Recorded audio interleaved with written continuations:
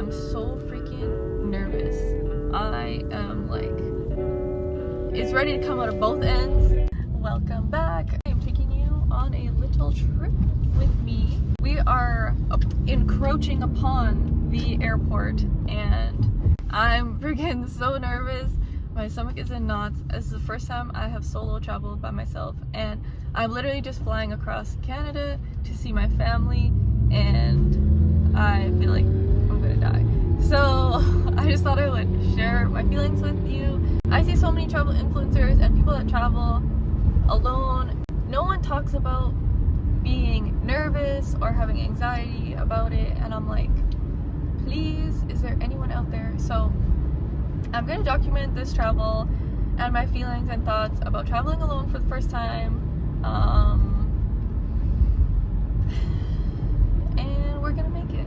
So if you have anxiety and you have super travel anxiety, just I'm here with you, so you're not alone and we're gonna make it through. Okay, so I'll see you at the airport. Let's do this.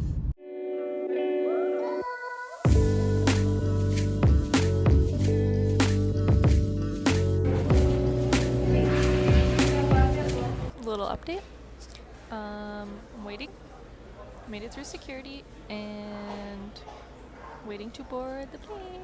So there's a ton of people in here, so don't really want to be vlogging that much, but feeling much better than I did in the car.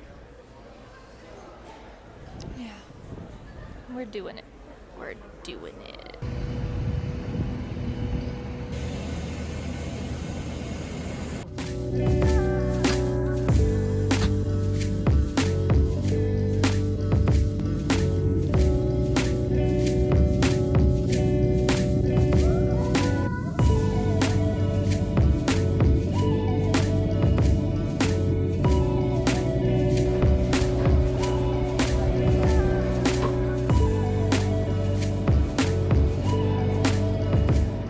We're in the Edmonton airport now, and I'm gonna go get my bag and let's go.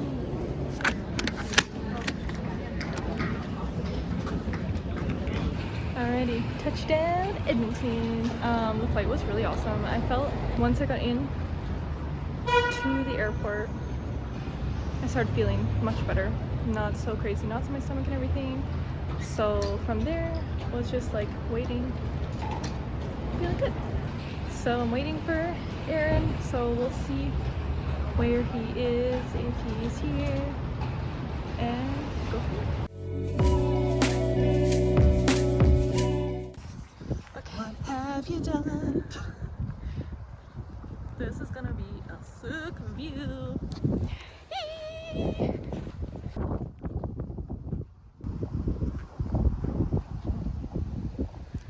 Ooh. So pretty.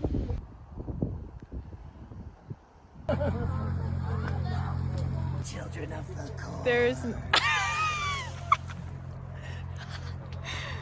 you can't see me, but I can see you. Corn maze time. Wait. Ooh, it looks so creepy. I'll show my face first like this. Wait, I can't do it without laughing. Oh shit. Okay, now go.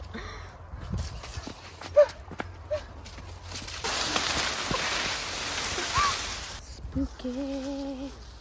Spooky. Ooh. We made it out of the corn maze. Ooh.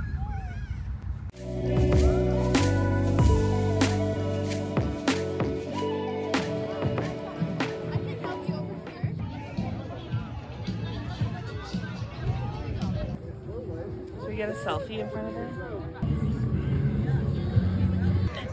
Halloween.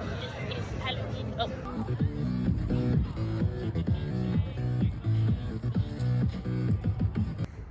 We made it! Woo!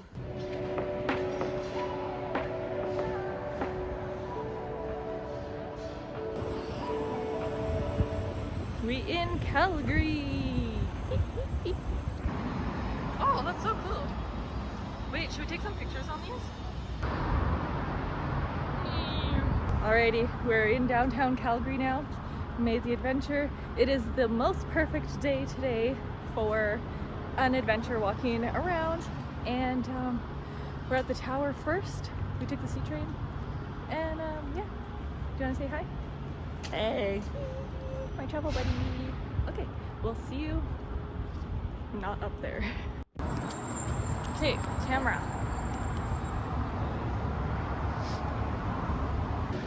This is where we had our first date, Clay and I.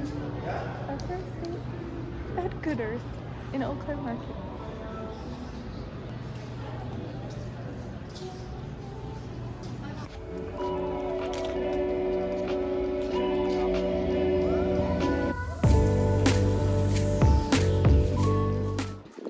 Princess Island Park, sort of.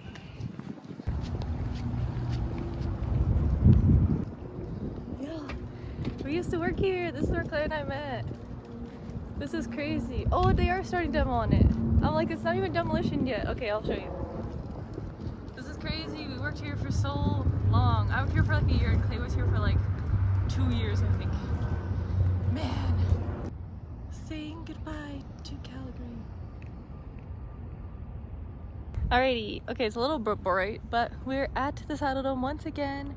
And we just took some little videos and photos again, and it's funny because we were actually on our way to Inglewood, and from where we were, like coming down McLeod Trail from Chinook, we just happened to see like that we were going by the Saddle Dome again, and we're like, oh my god, maybe we should just like turn right here and stop and get some more photos and stuff, because when we were here last night it was dark. So yeah, we're saying we're one more stop and we are off to see something very interesting, and I can't wait to show you guys. So we will see you there. Bye, Calgary.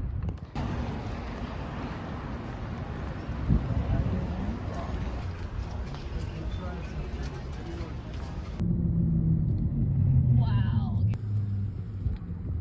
It exists. Oh my gosh, she's got a cute little Cheeto in her hand.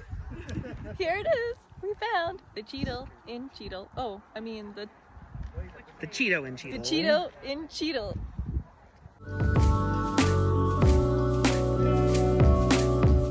Welcome to the middle of nowhere, Alberta. Ta-da. Yep. We're in Hannah, Alberta, and if you've never heard about it before, it is somewhere in the middle of Alberta. Farm town. Here we are.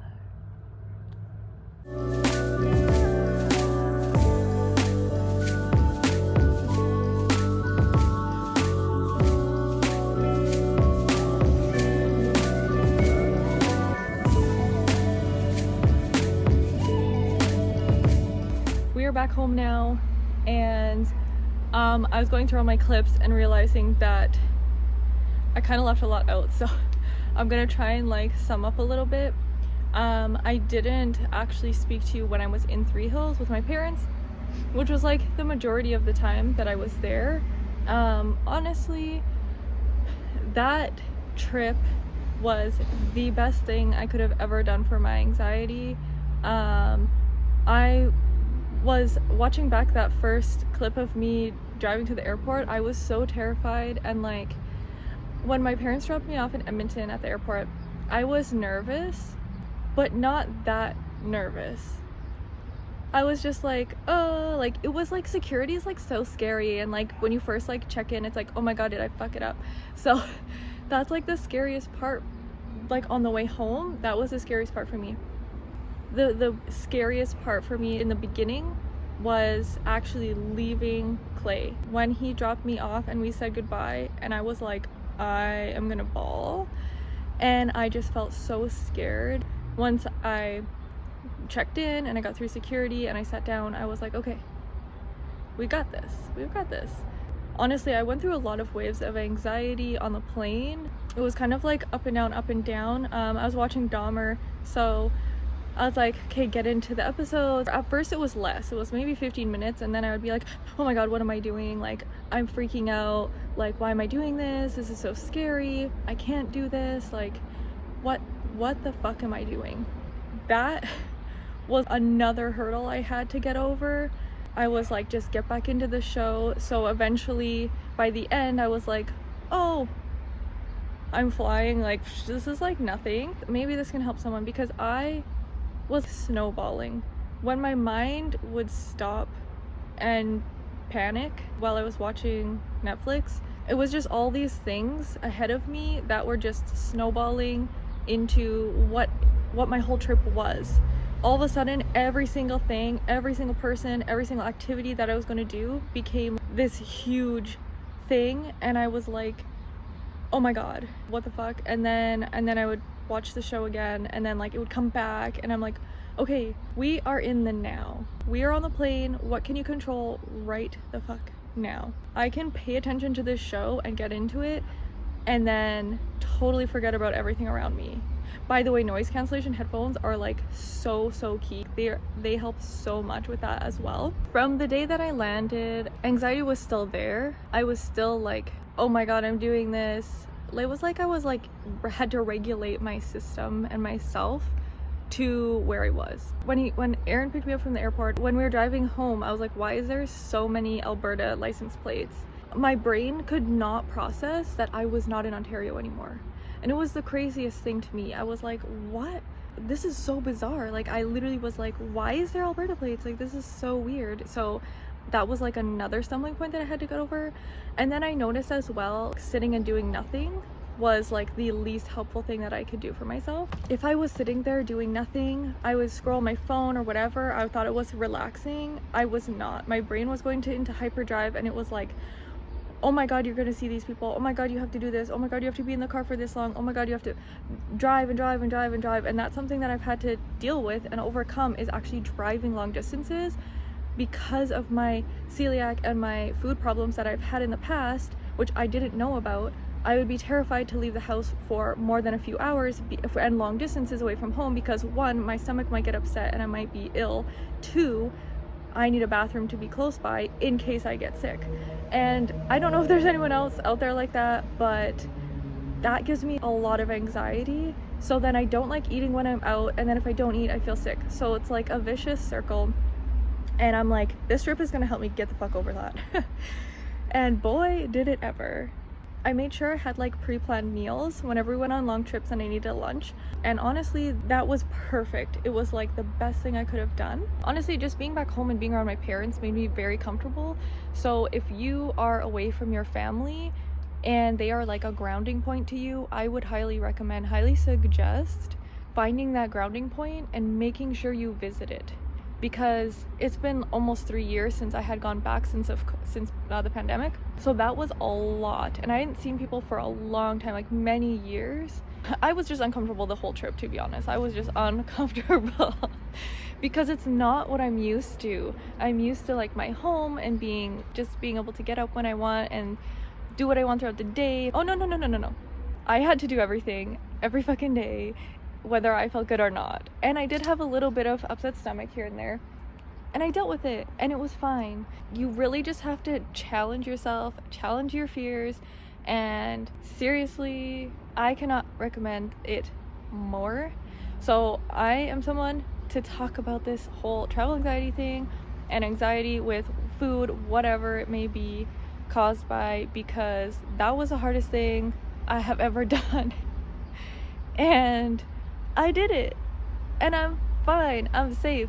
I had the best time ever, to be honest.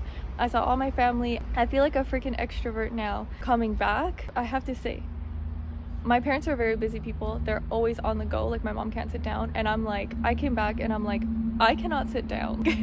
I have not sat on the couch and edited on my phone. I'm in Clay's office with him, editing beside him, learning. I just came back with a whole new motivation. My brain figured itself out. It figured out how to work from home. It figured out how to organize things and compartmentalize, and like, holy shit, I didn't know I needed this, but if I hadn't done this, I would be missing out so much.